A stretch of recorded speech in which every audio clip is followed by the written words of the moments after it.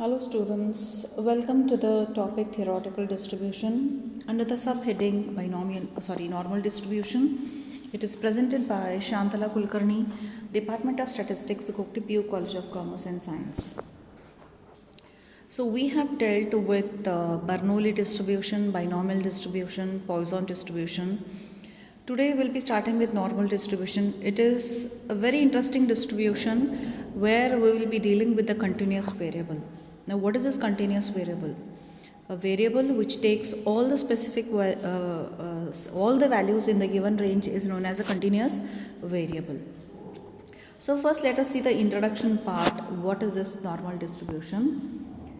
The binomial and the Poisson distribution are the most useful theoretical distribution for discrete variables.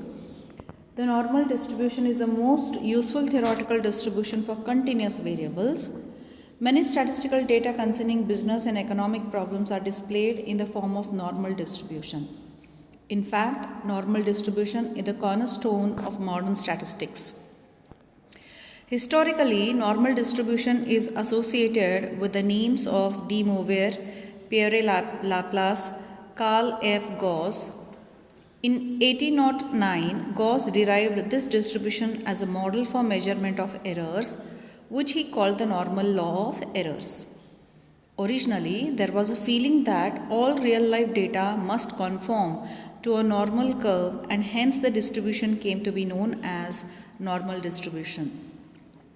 But now, the universality of the normal distribution is not true, and examples of severely non-normal distribution are plenty. Nevertheless, the normal distribution has a central role in the statistical theory. Now the approach towards normal distribution is totally different compared to what you had for Bernoulli, binomial and Poisson or even hypergeometric. They're all discrete. You had a probability mass function. But because here the variables are continuous in nature, we call it as probability density function and not probability mass function. Let us see the definition. If x is a continuous random variable with the probability density function. Yes, we are using the word probability density function. This is probability density function, or in short we'll be using it as PDF. Fx, now this is a function, we are assigning a function. For others it was known as Px for Bernoulli, binomial, Poisson and hypergeometric, but here it will be known as Fx.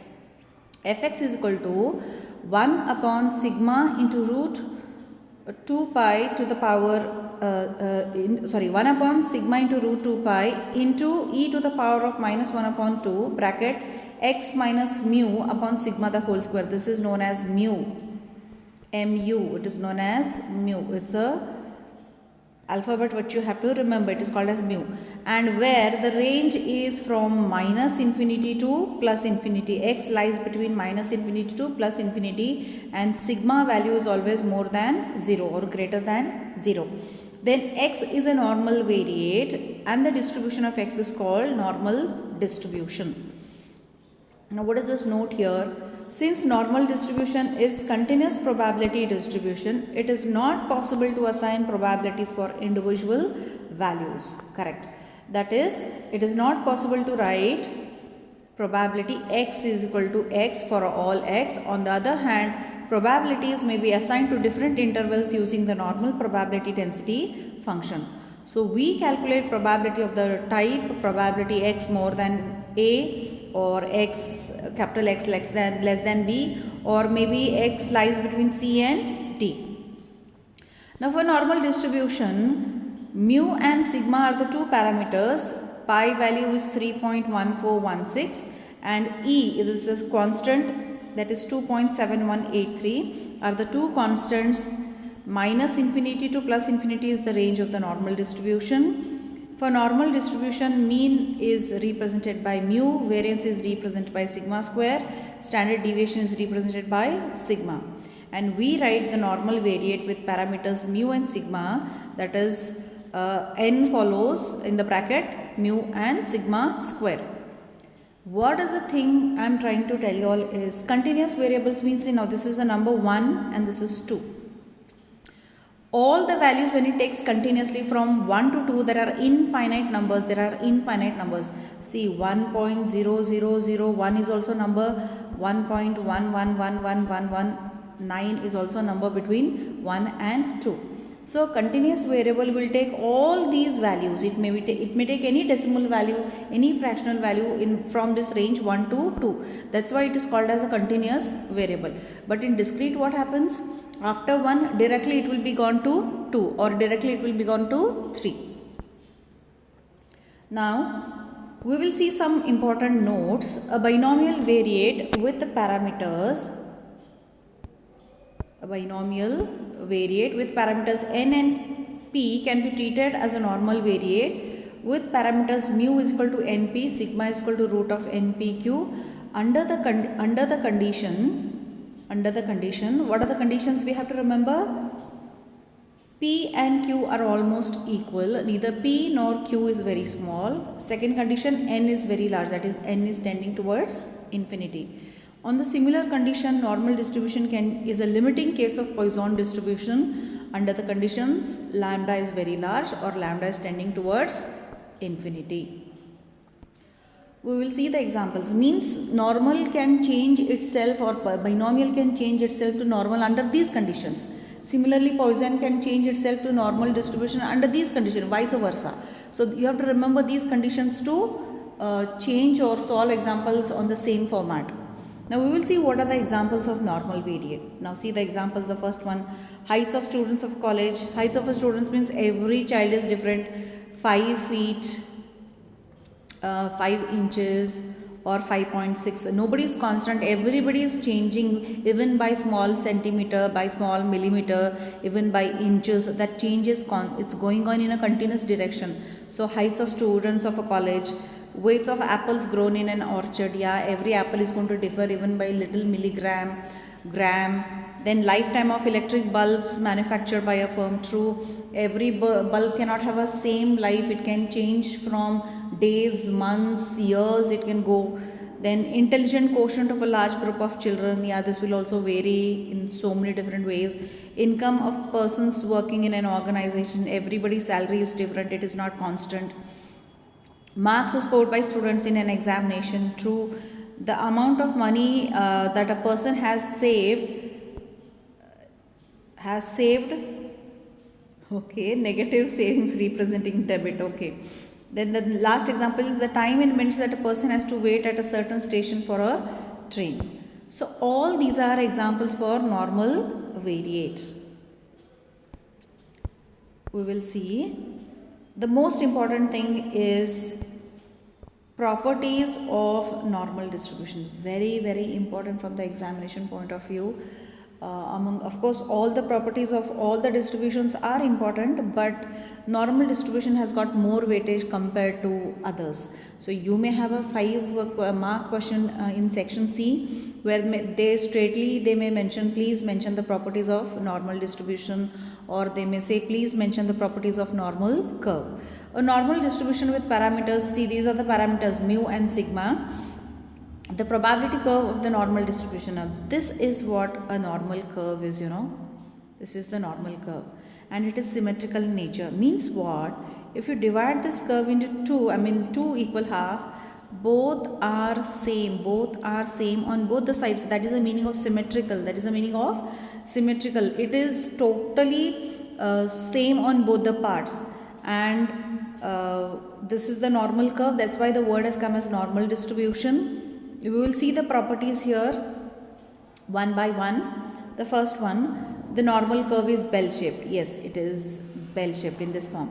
The normal curve is symmetrical about the mean. Yes, it is symmetrical, means when you cut the curve into 2 equal parts, both are same, and because of that condition, mean will be equal to median, it will be equal to mode, and that will be equal to mu. Mean is represented by mu. The normal distribution has only one mode. Yes, this is the highest value here, and that is unimodal. The distribution is mesokurtic. Beta 2 is equal to 3. It's a perfect normal curve. Then for normal distribution, the standard deviation is equal to sigma. Quartile deviation is 2 upon 3 sigma, that is approximately, and mean deviation is 4 upon 5 into sigma. That is also an approximate value. Now the next point or the next property, the curve is asymptotic to the x-axis. That is, the curve touches the x-axis only at minus infinity and infinity. In other words, the curve approaches nearer and nearer to the x-axis but never touches it. Now, what is the meaning of asymptomatic? Means, now this is the x-axis, this is the normal curve. See, it will go on and on and on like this, it will never touch.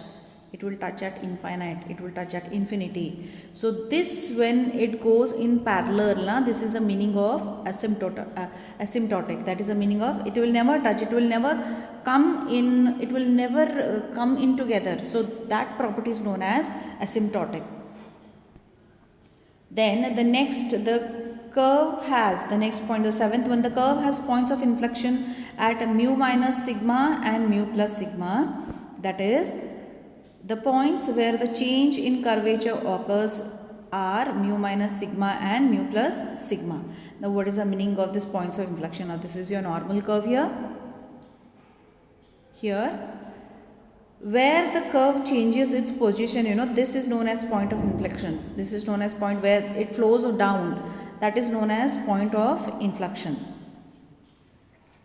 Then the eighth point, for the normal distribution, the odd order moments are equal to 0, since the normal curve is symmetrical, and for asymmetrical distribution, the odd order moments are always 0. That is, mu1 is equal to mu3 is equal to mu5 will be equal to 0.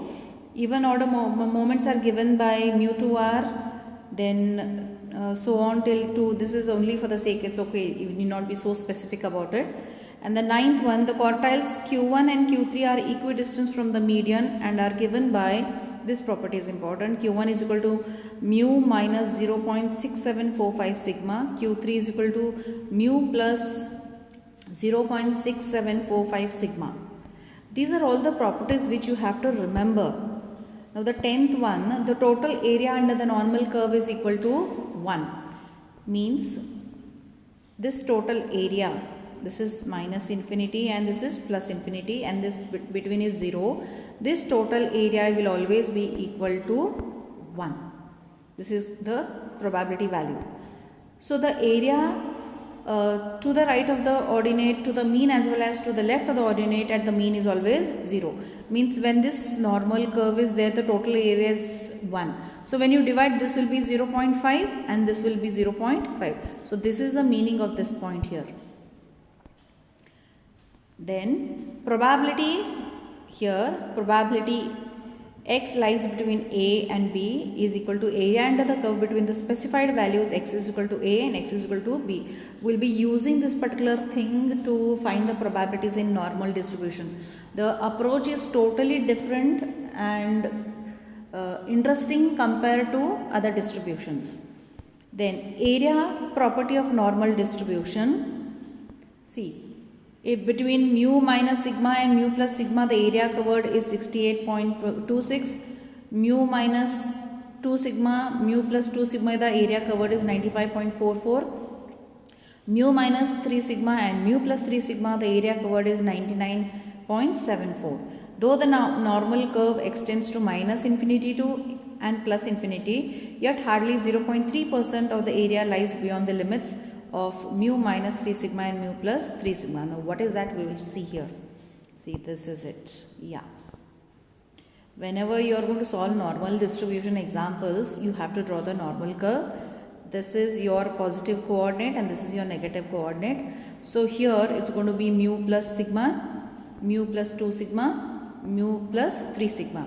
Similarly, mu minus sigma, mu minus 2 sigma, mu minus 3 sigma. This is how we will be making the markings and putting the values of probability and then finding the probability values also. And see, they have given this area here covered is 68%. From here to here it's covered 95%, and from this point to this point it's covered by 99%. So this is the meaning of the 10th property.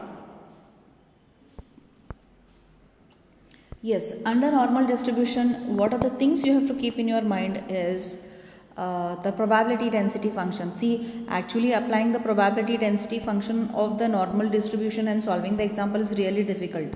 So we will, what are we going to do is, instead of using this probability density function, we use a standard normal variate and we'll be using that formula to solve the examples or find the probability values. That will be explained in the next class. So right now, today what you have to remember is just the definition of the normal variate, then the important properties of normal distribution, very important, interesting. And yes, this particular distribution has got lot of weightage. You may have a question of 5 marks, you may have a question of 2 marks, 1 mark. Now as your portion is up to till theoretical distribution, yes, there is a possibility that you will be having a 10-mark question from the same topic, that is theoretical distribution, and that can be from, it can be from binomial, it can be from Poisson, it can be from normal, it all depends. So children, for today it is done. We have done with the examples of normal variate, we have done with the properties. In the next class we will see what we have to do. So for today it's done. Thank you.